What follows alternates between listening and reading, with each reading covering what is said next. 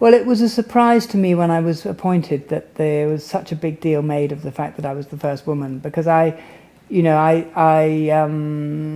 thought I could do the job. I thought I, was pleased to be appointed in the role, but it didn't occur to me that being a woman would be such a big deal.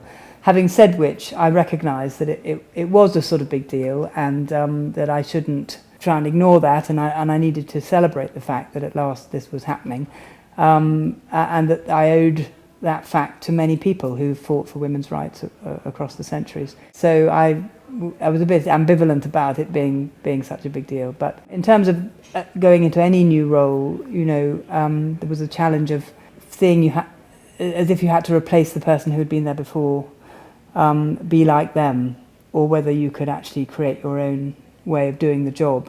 And I think I understood immediately that I couldn't be like my predecessor, Richard Smith. He was a very different character. So I had to really decide I would do the job as myself. And I think that was quite an important realization, that you have to be authentic to who you are, celebrate what's gone before, and bring your own qualities to the role.